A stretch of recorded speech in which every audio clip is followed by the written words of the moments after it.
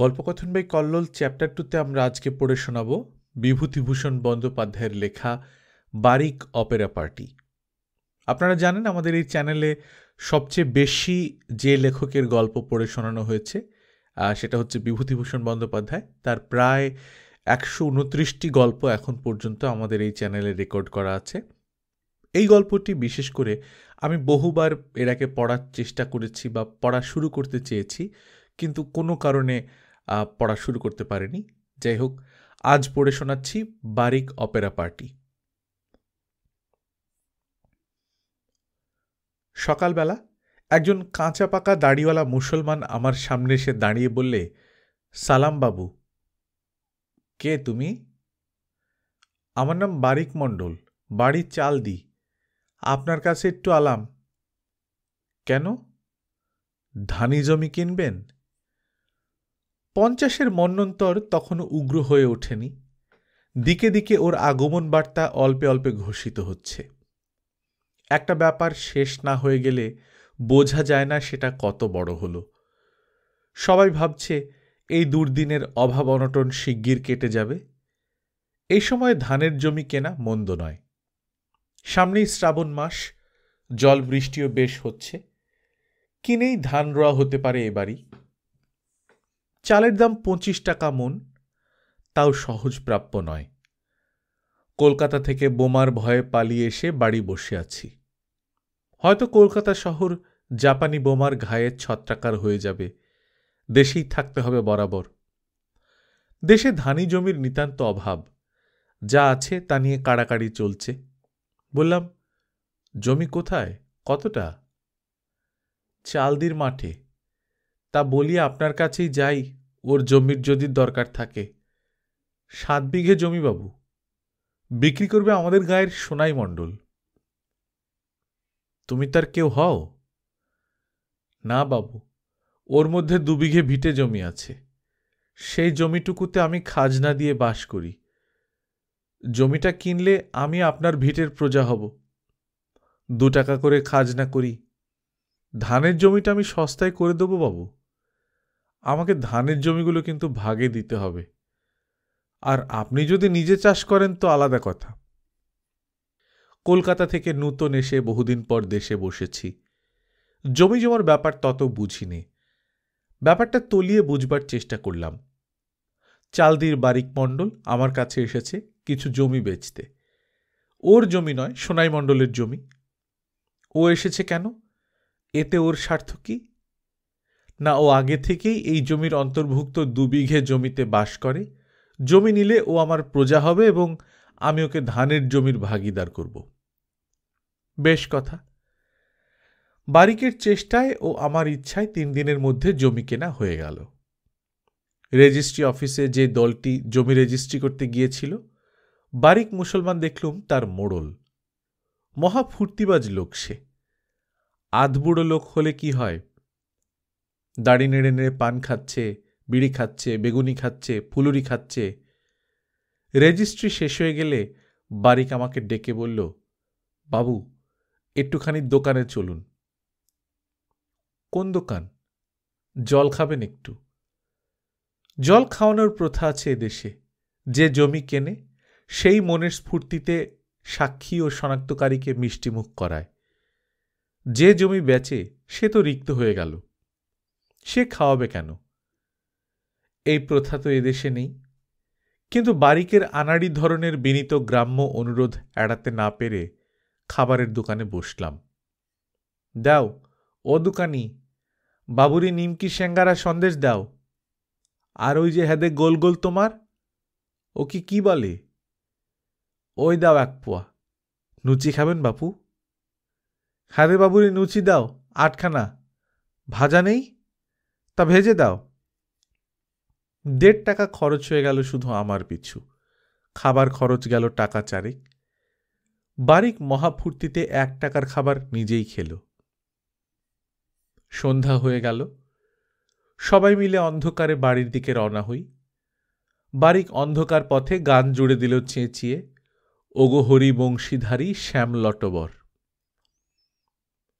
সোনাই মণ্ডল বাজার থেকে বড় দেখে 2 ইলিশ মাছ কিনেছে। কারণ আজ তার হাতে কর করে 250 টাকা।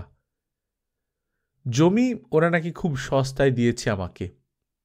দলিল লেখক আমাকে আড়ালে বলেছিল, 250 টাকায় 7-8 বিঘে জমি কিনেছেন, তার মধ্যে 5 বিঘে আমন ধানের জমি।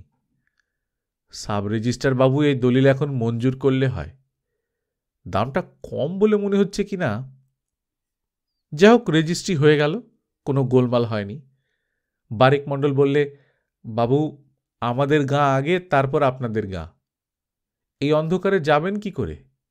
সোনাই ইলিশ মাছ কিনেছে, আমাদের গ্রামে আজ থাকুন, ইলিশ মাছ রান্না করুন পেঁয়াজ দিয়ে। আজ চলুন একটু ফুর্তি করা যাক। আমি রাজি হলাম না, বাড়ি চলে এলাম অন্ধকারে। বারিক আমার প্রজা হল। তখন শুনলাম বারিক অপরের জমিতে বাস করত। সে ভিটের খাজনা বহুদিন না দেওয়াতে জমিদার ওর বাড়ি, অর্থাৎ একখানা চালাঘর এবং এক জোড়া বলদ বিক্রি করে ক্রোক দেবার উপক্রম করেছিল। তাই ও সেই জমি ছেড়ে আমার জমিতে নতুন করে চালাঘর বাঁধল। আমার নতুন কেনা ধানের জমি ওই ভাগে চাষ করবার জন্য বন্দোবস্ত করে নিলে। সেবার ধান রোয়া শেষ করলে। বারিক রোজ সকালে একবার করে আমার বাড়ি ঠিক আসবে, এসে এ গল্প ও গল্প করে উঠবার সময় কিছু না কিছু ছুতোয় টাকা চাইবে। বাবু, এসো বারিক, তামাক খাও। বড্ড দায়ে পড়ে এলাম, 5টা টাকা দিতে হবে। কেন হঠাৎ? আপনার জমিতে 12 মেশে চাষ দিয়ে রেখেছি, মুসুরি বুনতাম, যা হবে আপনার অর্ধেক আমার অর্ধেক। বেশ, নিয়ে যাও। তারপর শুনলাম মুসুরি বুনবার টাকা দিয়ে বারিক ওর গানের দলের ডুগি তবলা কিনেছে। একদিন বললাম, মুসুরি বুনলে বারিক? আজ্ঞে বাবু। ক বিঘে? 1 বিঘে। আর 2 বিঘে? বাবু, আর 2 টাকা দিতে হবে, খরচে কুলুচ্ছে না। মিথ্যে কথা, তুমি তোমার গানের দলের ডুগি তবলা কিনেছ সেই পয়সা দিয়ে। কোথায় তোমার গানের দল? ওই জেলে পাড়ার জেলে ছোঁড়াদের নিয়ে বসি, রোজ আখড়াই হয়। গান বাজনা ভালোবাসি বাবু। এবার পুজোর সময় সাধন সমর বা অজামিলের বৈকুণ্ঠ লাভ নামাবো 12আড়ির আসরে। দেখি যদি খোদার মর্জি হয়। আমার ছোট ছেলে কেষ্ট সাজে, দেখবেন কি গানের গলা, কি একটোটা। বেশ বেশ, দেন বাবু 2 টাকা। নিয়ে যাও, কিন্তু মুসুরি ঠিক বুনবে। তার বলতি, কাল সকালেই বাকি 2 বিঘে সাঙ্গ করব। ধানের সময় আমার ভাগে যে ধান দেওয়ার কথা, বারিক আমাকে তা দিলে না, অনেক কম দিলে। লোকে বললে, বাবু ও ওই রকম, কত লোককে ফাঁকি দিয়েছে, আপনাকে ভালো মানুষ পেয়ে ফাঁকি তো দেবেই। খুব রেগে বারিকের বাড়ি গেলাম। গিয়ে দেখে শুনে রাগ বেশি রইল না। কি মুশকিল, এই রকম বাড়িঘরর, মাত্র একখানা 4 চালা ঘর, ঘরের দরজা জানলার ফাঁকগুলো বাঁশের ঝাঁপ দিয়ে আটকানো, দৌড় পর্যন্ত নেই ঘরের। ওর দলিজে বিছানো আছে একখানা বেদে চটা, অর্থাৎ খেজুর পাতার বোনা পাটি, একটা কলঙ্ক ধরা তামার বদনা, একটা হুঁকো আর তামাক টিকে রাখবার মাটির পাত্র, একখানা অত্যন্ত ছেঁড়া ও ময়লা রাঙা নরুন পাড় শাড়ি চালে শুকুচ্ছে। চালের অন্য স্থানে একটা কুমড়ো গাছ উঠেছে। উঠোনে একখানা ভাঙা গরুর গাড়ি। সব শুদ্ধ মিলে অত্যন্ত ছন্নছাড়া অবস্থা। কিন্তু বিষয় সম্পত্তি রাখতে গেলে ভাবপ্রবণ হলে চলে না। আমি কড়া সুরে বললাম, মোটে 2 ধান পেলাম 3 বিঘে জমিতে, আমার সব শুধু 22-23 টাকা নিয়ে এসেছ, তার বদলে ধান দাও। আর বছরের ভিটের খাজনা 2 টাকা, তাও শোধ করো, নইলে কালি নালিশ ঠুকে দেব। বারিকের 2টি ছেলে, বড়টির বয়স 18-19, ছোটটির 14-15। তারা বাবার কাছেই দলিজে বসে গল্পগুজব করছিল। চট করে একখানা খুরশি পিড়ি এনে বড় ছেলেটা আমায় বসতে দিলে। বারিক বললে, যা কাঁঠাল পাতা কি কলার পাতা নিয়ে আয়, বাবু তামাক খাবেন, ওরে আলী, শিগগির ছোট। থাক, আমার তামাকের দরকার নেই, ধান বের করো বাকি টাকার। ঠান্ডা হন বাবু, তামুক খান আগে। বারিক নিজে তামাক সেজে দিলে। বললাম, তোমার ছেলেরা কি করে? বড়টি গরু চড়ায়, ওরা দুজনেই ভালো গান গায়। শুনিয়ে দে বাবুকে একখানা গান। থাক, গান দরকার নেই এখন, তুমি ধান বের করো। দেব বাবু, দেব। আর খাজনা আজ সব শোধ করে দিতে হবে, নইলে নালিশ হবে জানো। দেব বাবু, তামাক খান। একটু পরেই বারিক ও তার দুই ছেলেতে ধরাধরি করে 2 বস্তা ধান বার করে নিয়ে এলো। বারিক বললে, বাবুর এই ধানগুলোর বাড়ি পৌঁছে দিয়ে আসতে হবে, গরু দুটো খুঁজে নিয়ে এসে গাড়ি জুতে দে। আমি বাধা দিয়ে বললাম, কত ধান? 2.5 7.5 মণ, এতে তো শোধ হবে না দেনা। বাবু, আল্লাহর কিরে, ঘরে আর ধান নেই, সব দিলাম আপনারে, আর কিছু নেই, আপনি দেখে আসুন ঘরে। তোমার ধান রইল না? না বাবু, সব দিলাম। তুমি ছেলে পেলে নিয়ে খাবে কি? তার কি করব বাবু, আমি নালিশে বড্ড ভয় করি। ওর কথা আমার বিশ্বাস হলো না। 2 বস্তা ধান গরুর গাড়ি করে ওরা আমার বাড়ি পৌঁছে দিলে। 2 দিন পরে বারিক তার 2 ছেলেকে সঙ্গে নিয়ে সন্ধ্যাবেলা আমার বাড়ির সামনে দিয়ে দেখি কোথায় যাচ্ছে। বারিকের বগলে বেহালা। বললাম, ও বারিক, কোথায় চললে? আগে বাবু সালাম, মহল্লা দিতে যাচ্ছি। তুমি কি বেহালা বাজাও?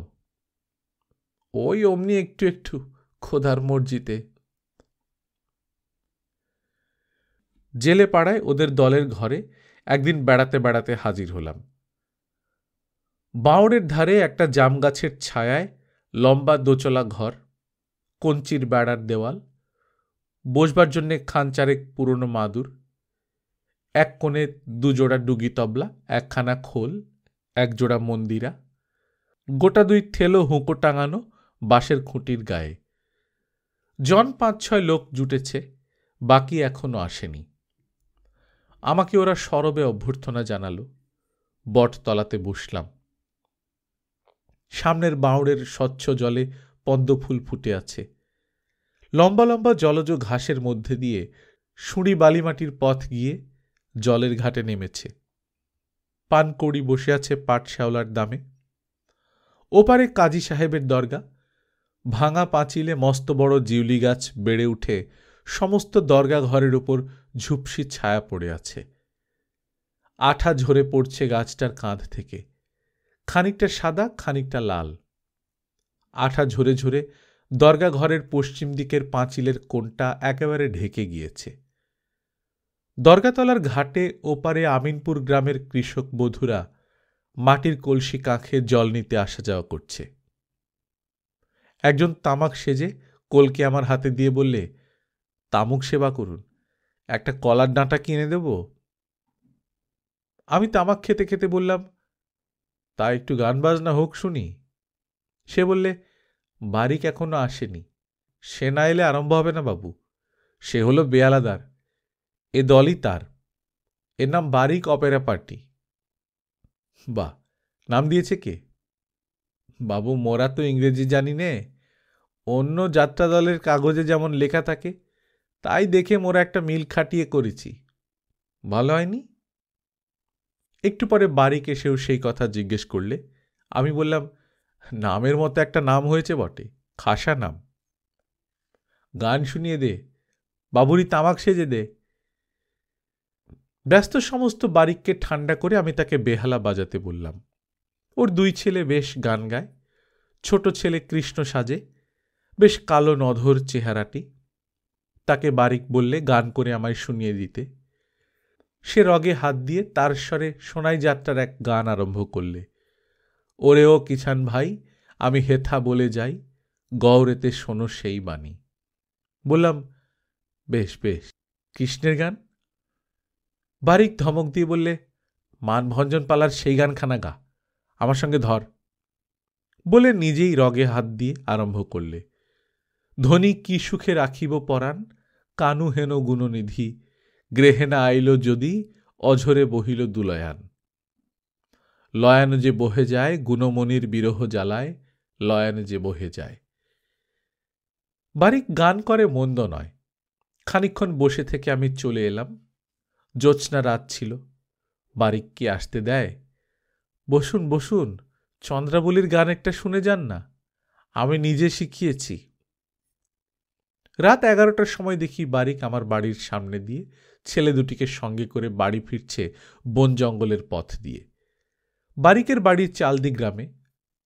ওদের যেখানে বাওড়ের ধারে গান বাজনা হয়, বারিকের বাড়ি সেই জায়গা থেকে 1.5 মাইলের ওপরে। এই পথের অধিকাংশই ঘন বন জঙ্গলে ভরা। সাপখোপের ভয় তো নিশ্চয়ই আছে এত রাত্রে। বারিককে ডেকে বললাম, আলো নিয়ে যাও না কেন বারিক? বারিক রাস্তায় দাঁড়িয়ে বললে, কে বাবু, এখনো জাগন্ত আছেন? আর বাবু আলো, কেরাচিন তেল কনে পাবো? কেরাচিন তেল অভাবে অন্ধকারে ভাত খেতে হচ্ছে রোজ রোজ। গান কেমন শুনলেন? আগাগোড়া নিজে শেখানো বাবু। ওরা সব জেলে মালো বেতারা বেসুরো গাইতো, হাতে নাতে শেখালাম সব। বাড়ি কেমন ভাব প্রকাশ করলে যেন স্বয়ং ফইয়াজ খা। আমি তাকে 1 আঁটি পাকাটি দিয়ে মশাল জেলে নিয়ে বাড়ি যেতে বললাম। হাটে ওদের গ্রামের সোনাই মণ্ডলের সঙ্গে দেখা। সেই সোনাই মণ্ডল যে তার ধানের জমি আমার কাছে বিক্রি করেছিল। বেগুন বিক্রি করছে দেখে বললাম, সোনা ভালো আছো? আগে হ্যাঁ একরকম বাবু। বেগুন দাও 2 বাবু, একটা কথা আপনাকে বলতাম। বারিকের অবস্থা যে খুব খারাপ হলো। আপনি মনিব, আপনাকে না বললি আর কাকে বলি। ভাবলাম বারিকের বোধহয় খুব অসুখ হয়েছে, কিন্তু 2-4 দিন আগে তাকে গান করে বাড়ি ফিরতে দেখলাম যে। কি হয়েছে তার? সোনাই বললে, তা নয় বাবু, ওর বড় দুর্দশা হয়েছে। আপনার কাছে 1 মুঠো টাকা দেনা ছিল, আপনি ধানগুলো নিয়ে গেলেন, আর ঘরে খোরাকির ধান রইল না।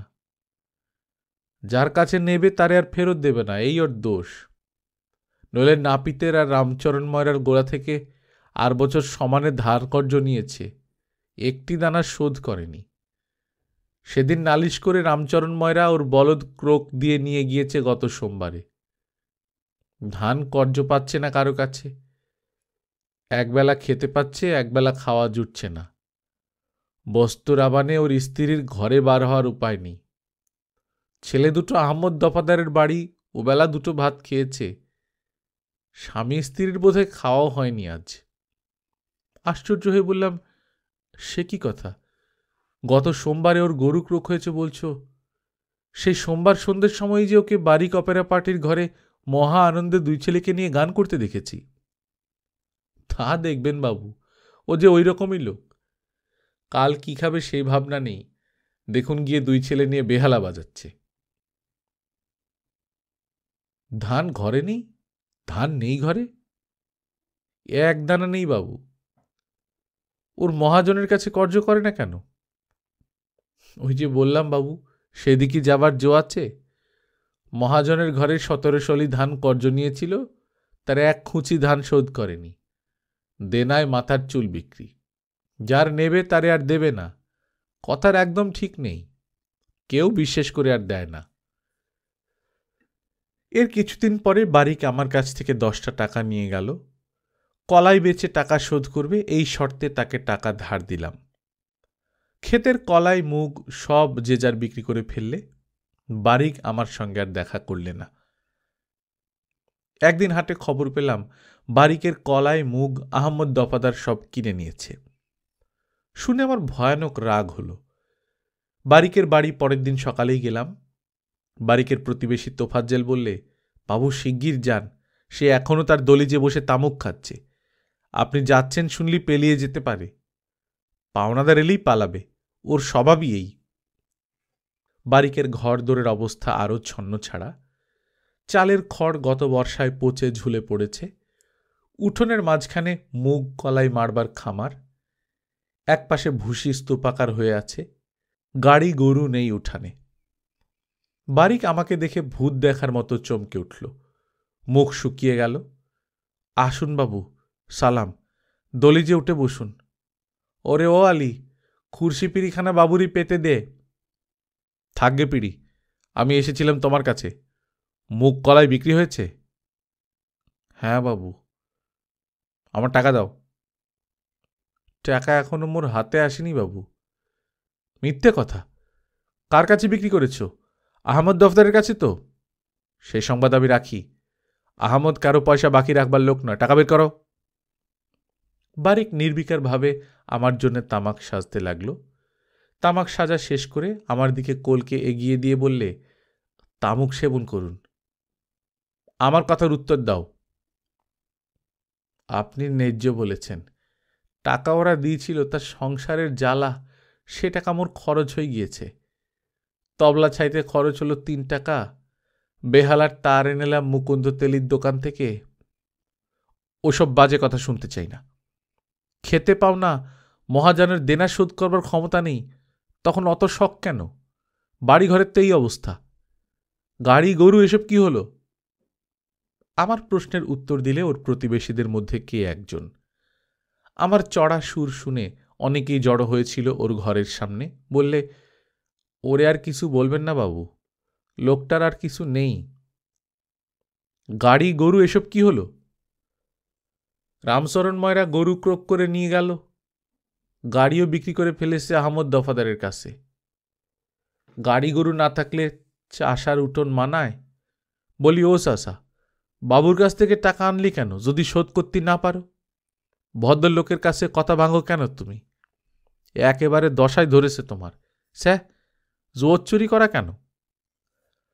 বারিক মুখ চুন করে বসে রইল আর সকলের হাতে হাতে কোলকে পরিবেশন করতে লাগল। আমি নিরুপায় হয়ে চলে এলাম। বারিক কোনো কথা গায়ে মাখে না, কে যেন কাকে বলছে। বারিকের বাড়ি আর কিছুদিন গেলাম না। টাকা আদায় হবে না জানি, ওর সঙ্গে আর কোনো সম্পর্ক রাখব না। টাকা কড়ির সম্পর্ক তো নয়ই। বারিকের সঙ্গে মাস 2 পরে একদিন হঠাৎ হাটে দেখা। কাঁধে একখানা ময়লা গামছা, পরনে ছেঁড়া আধময়লা ধুতি লুঙ্গির মতো করে পরা। সদা হাস্যমুখ বারিক আমাকে দেখে বললে, বাবু সালাম, আমাদের ওদিকে আর যান না? না, আমার অন্য কাজ আছে। আজ একবার মহল্লা ঘরে যাবেন বাবু বেলা? 2টো গান শোনাতাম, আর দেখতেন আমাদের সাধন সমর পালাটা কেমন হলো। আজ পুরো মহল্লা হবে। পরশু গান হবে আরামডাঙ্গায় বিশ্বাসদের বাড়ি। আমার সময় হবে না। ও কথা বললি বাবু, শুনছি নে। আসুন দয়া করে, আপনারে গান শোনাতে বড্ড ভালো লাগে। ওর অনুরোধ এড়াতে পারলাম না। সন্ধ্যার কিছু আগেই মাওড়ের ধারে ওদের বারিক অপেরা পার্টির মহলা ঘরে গিয়ে বসলাম। বারিক ও তার 2 ছেলে ঠিক সন্ধ্যের সময় এলো। তখন মাওড়ের দিক থেকে ফুরফুরে হাওয়ায় বড্ড শীত করছে। সময়টা মাঘ মাসের প্রথম সপ্তাহ। বারিকের গায়ে একখানা বহু পুরনো কুষ্টিয়ার চাদর। জ্যোৎস্না রাত্রি। আমি বাইরেই বসে রইলাম। বারিক মহা ব্যস্ত অবস্থায় কখনো গান ধরে, কখনো এর গানের ভুল ধরে, ওর তালের ভুল ধরে। হাসি ঠাট্টা ও অঙ্গভঙ্গি কিভাবে করতে হবে বিদূষকের ভূমিকায় তা শিক্ষা দেয়। ছেলেকে শিখিয়ে দেয় কৃষ্ণের ভূমিকায় কিরকম বেঁকে দাঁড়াতে হবে। এর দোষ ধরে, ওর গুণ গায়। মোট কথা, এই বয়সে তার উৎসাহ আমোদ লম্ফজম্ফ একটা দেখবার মতো জিনিস। আবার বাইরে এসে যখন আমার কাছে বলে, বাবু বিড়িখান একটা, দেখছেন কেমন? আমার নামে যখন এই দল, তখন বারিক অপেরা পার্টির যাতে বাইরে নাম ভালো হয় তা আমাকেই তো দেখতে হবে নাকি বাবু? অজামিল কেমন দেখলেন? চলবে? কেষ্ট? বেশ, আপনারা ভালো বললেই ভালো। কে বলবে এই সেই বারিক, যার দুবেলা খাওয়া হয় না, যার গাড়ি গরু পর্যন্ত মহাজন ক্রোক দিয়েছে, দেনায় যার মাথার চুল বিক্রি, যার বয়স 55 কোঠা ছাড়াতে চলছে। এই মহল্লার ও একাই 100। পরদিনই হাটে আহমদ দফাদার ওকে কি করে অপমান করলে আমার সামনে। চেঁচামেচি শুনে গিয়ে দেখলাম আহমদ ওর গলায় গামছা দিয়ে টানাটানি করছে। আহমদ চালদি গ্রামের অবস্থাপন্ন লোক, লম্বা দাড়ি রাখে, বেশ একটু গর্বিত, ঘোড়ায় চড়ে বেড়ায়। এবার ধানের দাম 16.5 টাকা পর্যন্ত উঠেছিল। 2টি গোলা ভর্তি প্রায় 1000 মণ ধান চড়া দরে বিক্রি করে আহমেদ টিনের বাড়ি ঘুচিয়ে দোতলা কোঠা বাড়ি করেছে। আমি গিয়ে বললাম, কি করো আহমদ, ওকে ছেড়ে দাও, ছি, তোমার চেয়ে বয়সে কত বড় না। আহমেদ হাতে পয়সা করেছে, কাউকে মানে না। আমার দিকে ফিরে বললে, আজ জুতিয়ে ওর ইয়ে দেখিয়ে দেব বাবু, এত বড় আসপদ্দা, আমার সঙ্গে জোয়াচ্চুরি কথা বলে। মুখ দেব বলে বায়নার টাকা নিয়েছে সেই আর বছর, 2 মণ কলাই দিয়ে আর টাকাও দেয় না, কলাইও দেয় না। রোজ বলে দিচ্ছি দেব, আজ আমি ওরে, আমার সঙ্গে কিনা ঠকামি কথা বলে বাবু, এত বড় ওর সাহস। যেন সাক্ষাৎ ভাইসরয় কিংবা মহাত্মা গান্ধী কিংবা গৌরগোপাল ভক্তি বিনোদ গোস্বামী কিংবা বশিষ্ঠ মুনি কিংবা জুলু সর্দার লোচবক্ষুলা। বারিক তখন বলছে, সেরে দেন বাবু, আমি ওই সুমনদিকে একবার দেখে নিতাম, আপনি ধরলেন কেন? আহমদ আবার সবেগে ঠেলে উঠে বললে, তবে রে। আবার কোনো রকমের ঠান্ডা করি। আহমদকে বললাম, কত টাকা পাবে? তা বাবু অনেক, খেতে পায় না। 2 বিশ ধান দিলাম আশ্বিন মাসে, 27 টাকা নিলে মুগির দাম, মোট 2 মণ কলাই দিলে এখনও 15 টাকা তার দরুন বাকি। ঝিঙের ভুঁই করে গাঙের ধারে, তার 2 বছরের খাজনা 4.5 টাকা। আমার গাছ থেকে ব্যবসা করবে বলে 1.5 কুড়ি নারকেল পেড়ে আনে, তার দরুন 1 পয়সা দেয়নি। ওর মতো মিথ্যেবাদী ফেরেববাজ জুয়াচ্চোর এই দিকে পাবেন না। আপনিও তো শুনি পাবেন 1 মুঠ টাকা। বারিকের প্রতিবেশী সোনাই মণ্ডল আমাকে আড়ালে বললে, বাবু, 2 কাটা মুসুরি আর 2টো মানকসু বেচতে আনলি বারিক, তা সব আহমদ কেড়ে নিয়েছে। হাটে ওই বেশে চাল কিনে নিয়ে যাবে, তবে ওদের খাওয়া হতো। কি অন্যায় কাণ্ড দেখুন দেখি। সোয়ানা পয়সা হবে আপনার কাছে, বেগুন পটলটা ওকে কিনে দিই।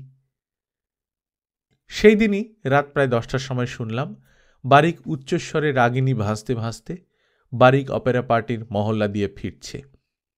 তুমি কোন অংশে বলো, কোন বংশে, কারে করেছ সুখী, নামটি তোমার দয়াময়, কথায় বটে কাজে নয়, ইত্যাদি। এরপর অনেকদিন আমার সঙ্গে ওর দেখা হয়নি। একদিন সোনাই মণ্ডলের সঙ্গে দেখা। তাকে বলি, বারিক কেমন আছে? আর বাবু, আপনি শোনেননি? তার যে সর্বনাশ হয়ে গিয়েছে। কি ব্যাপার, কি হলো? ওর সেই বড় ছেলেটা আজ 7 দিন হবে মরে গিয়েছে।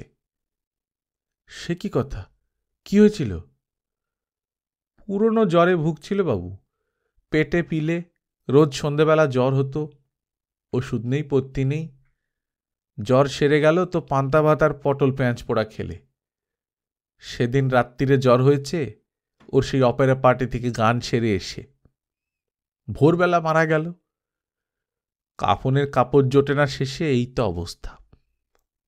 বুড়ো বয়সে ওই ছেলেটা তবু মাথা ধরা হয়ে ঠেলে উঠছিল।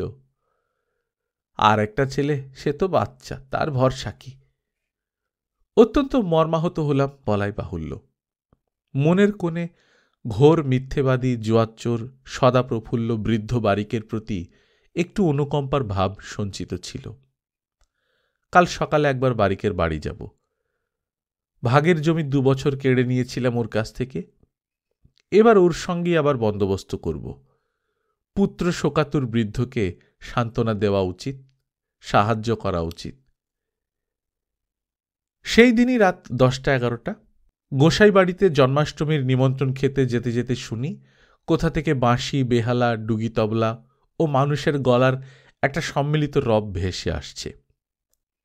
নিমাইচাঁদ গারোই বললে, বাবু, গোসাই বাড়ির নাট মন্দিরে আজ জন্মাষ্টমীর দিন বারিক অপেরা পার্টির গাওনা আছে, বেশ ভালো পালা হবে, শুনুন গিয়ে। আসরে গিয়ে দেখি বারিক বিদূষকের ভূমিকায় দাড়ি নেড়ে নেড়ে খুব লোক হাসাচ্ছে। পালা হচ্ছে সাধন সমর, কিংবা অজামিলের বৈকুণ্ঠ লাভ।